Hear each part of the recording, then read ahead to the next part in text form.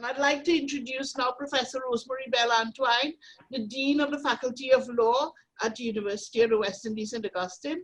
She's a former president and rapporteur for persons of African descent and against discrimination at the Inter-American Commission on Human Rights, the OAS in Washington.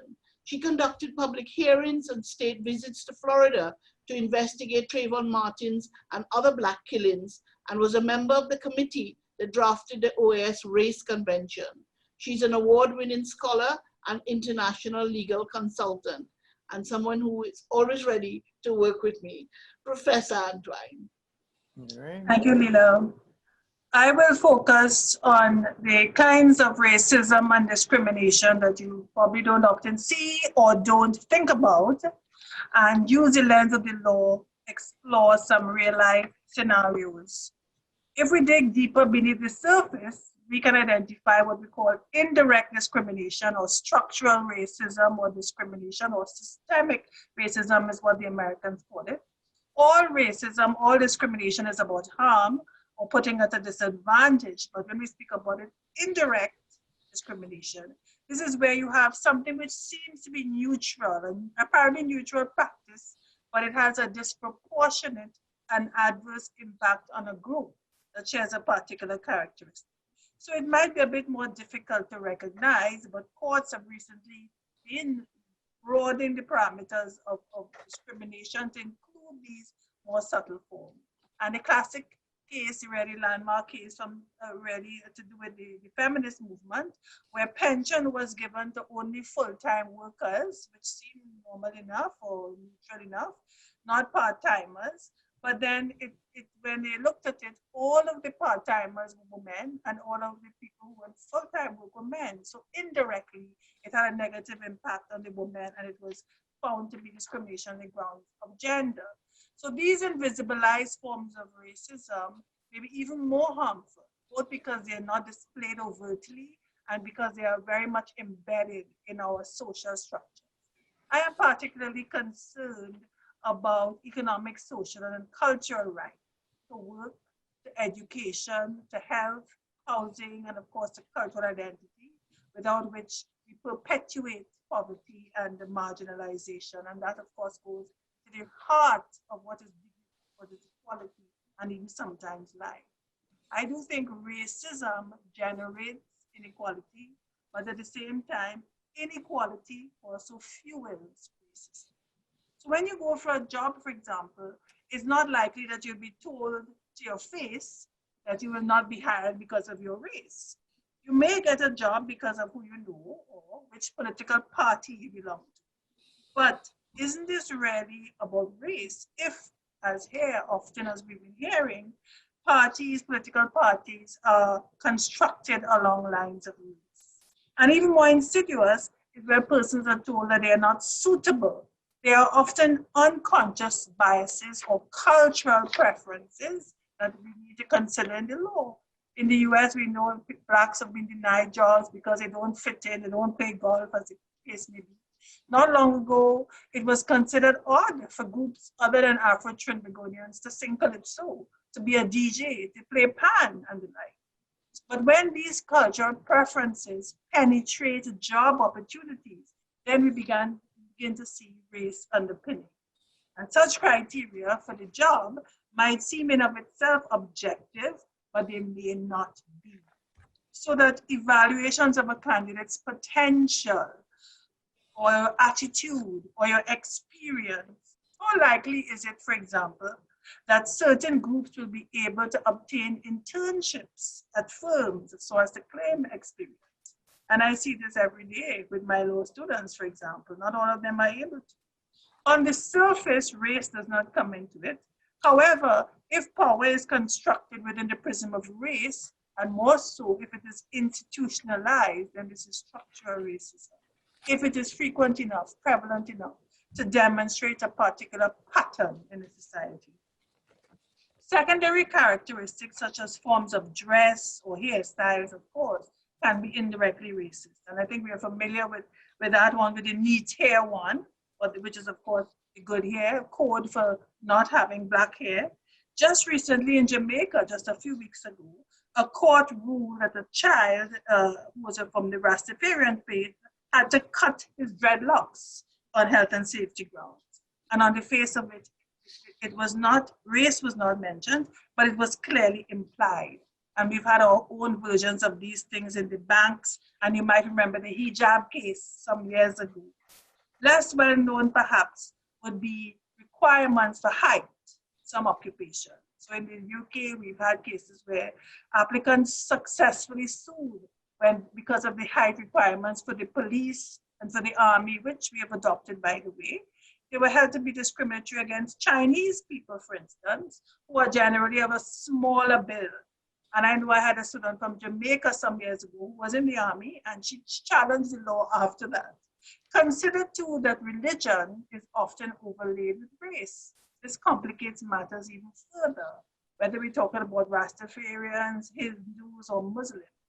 And since September 11, this has become a big legal issue, even here. For example, the Equal Opportunities Tribunal, in the case of Giselle Claude, they found that it was unacceptable and condemned the employer's reason for not wanting security officers in here dressed in Muslim garb because they felt they had to uphold their corporate image. A very important point in addressing structural racism or discrimination is that you no longer are required to have an intention to discriminate or to be racist. That's a very common mistake I think we make when we let things slide and not name it what it is. It is sufficient simply to prove that there's a disproportionate negative impact or income, even if it is not intended. And we've had a few of these cases. Most important, Trinity Cross case. Ironically, it took some white judges from the Privy Council to tell us that the Trinity Cross was discriminatory. The court looked at our multicultural and multiracial society, and it said that the award, our highest honor, was an infringement of the rights and persons and members of the Hindu and Muslim community, and it was unconstitutional. It breached their right to equality. So again, there may not have been an intent, but the impact in the society.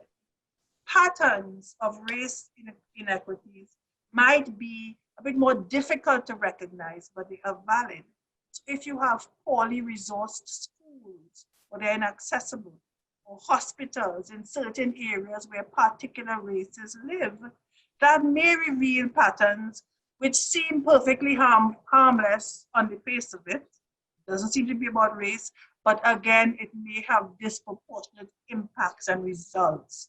And that is what we are looking, or what the law is looking at in the modern concept of the issue. So the result is discrimination. And of course, we are looking at the outcomes. We're looking at the results, not why people do things or but the effect of the decisions on these particular groups. Using this lens, my pet peeve is education. We love to boast that we have free and equal opportunity education for all, but is that really true? Many of our schools are unevenly resourced and continually underserved. For example, in the rural communities, especially the South and the urban ghetto areas. And we see on television mothers and children crying about this all of the time. The fact that these disadvantaged areas house children mainly of one ethnic group is very concerning in the eyes of the law. And if the problem is persistent and consistent, then a court could well identify a pattern of discrimination based on race, even if not deliberate. So we are now beginning to recognize these structural inequities. Even in the SEA, for example, the home learning environment might not be equal. Some may not have laptops and so on. Similarly with health. So for example, poor persons and Black persons in the US, and I would suggest here, are more likely to get COVID-19 and die from it because of patterns of poor health, because they're the ones working the essential jobs with low income. I recall our UE Vice Chancellor Becker educating us on the historical reasons of the high prevalence of diabetes in the Caribbean, which began with poor slave diets. And that is a high and a huge morbidity factor in COVID-19 today. So how do we identify these discriminatory and racialized patterns?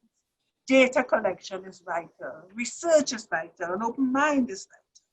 Not all of these inequities, you may say, is about race, Maybe it's about poverty, but poverty often intersects with race. So we need to look at that as well. We have been afraid to confront these subtexts of race and class to discern how they impact on our understanding of equality and inform our bread and butter issues. In terms of work, some research has been done by our distinguished Professor Reddock and even Professor Ryan, and that showed race disparities in the public service. The studies are a little old now, but it showed that it was mainly Afro-Trinidadians at the time who were prominent in the public sector, and of course, Indo-Trinidadians more prominent in the private sector, but the assertion has been made that it's because they were unable, Indo-Trinidadians were unable to find employment or promotion or good prospects in the public service. And we saw some of this in the testimonials that we received.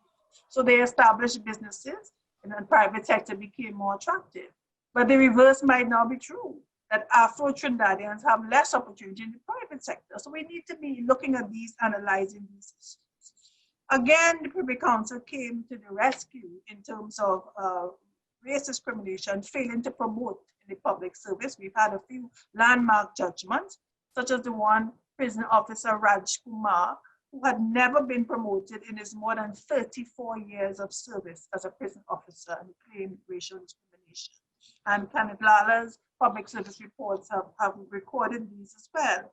The Equal Opportunities Tribunal has also been making some similar findings, and they have used the language of inferences. So in other words, if there's no other reasonable explanation that can be found, they could well find race discrimination on the grounds of race.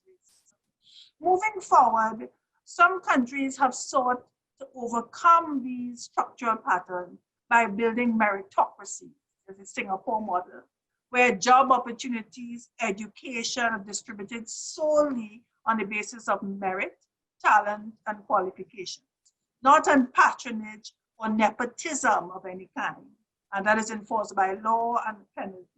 This has generated tremendous human and social development, but of course it's a very competitive model, survival of the strongest, and not all are able to compete equally on merit. Further, we know now that academic qualifications may not necessarily be the best judge of true talent or merit.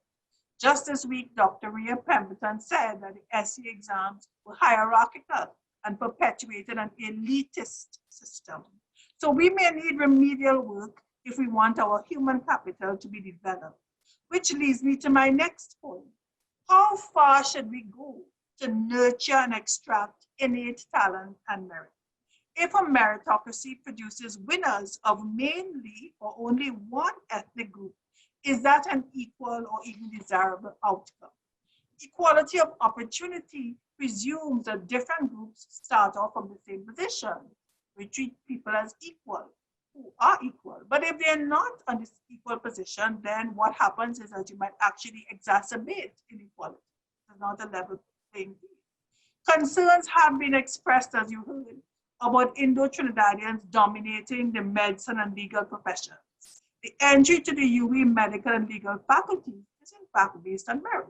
It's judged, albeit narrowly, through the performance at CAPE. So UE is not biased. That's another myth, to use Professor Reddock's language. I can tell you, I am on the missions committee. It is apparent that Indo-Trinidadians in recent years, and I believe it is relatively recent, have been doing better at CAPE, you could see. So it's a natural outcome. It cannot be said legitimately that this is the cause of any disadvantage to any other ethnic group. However, the law has another solution to discuss these real-life situations, which may seem imbalanced. And that, of course, is a very controversial affirmative action kind of doctrine. The problem is that classic legal theory and affirmative action requires the criteria of historical discrimination and disadvantage. But it might be much too simplistic for our outcomes and our goals in our plural society, in which, and I agree with Professor Reddock, more than one ethnic group was historically disadvantaged. So the historical element is not apparent here, because not too long ago, when I was growing up, for example, it was Afro-Trinidadians who were the doctors and the lawyers and the UE professors and the teachers. So this is part of the complexity of our race. Classic race theory is about power relation. Conceived of the oppressed and the oppressed, usually white and black, but it's more convoluted when there's more than one historically oppressed people competing for power or scarce resources. And we have wanted to have victims and aggressors, which may not be appropriate.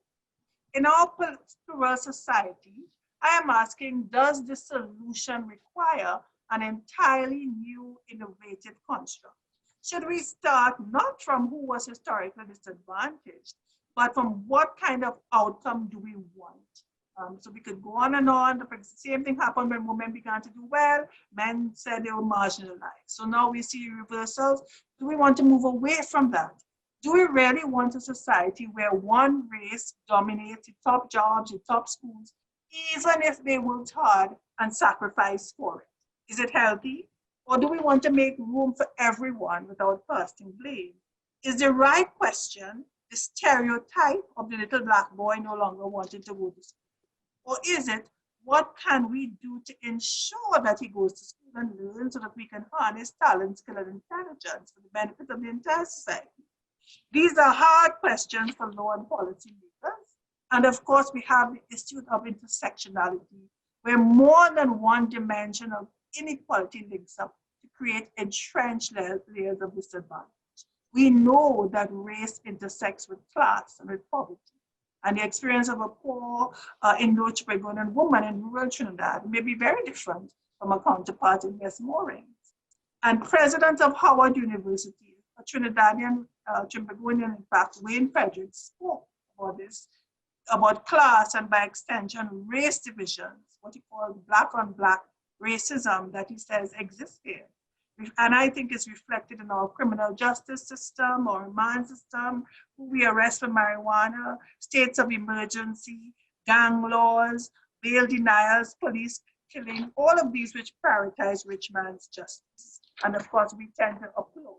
I believe strongly that the more unequal the nation remains, the more this will accentuate racial conflicts. So if we are committed to equality, if we are committed to every creed and race, we have to look beyond the surface. We have to challenge the status quo. We have to confront these destructive and hidden racialized patterns and stereotypes.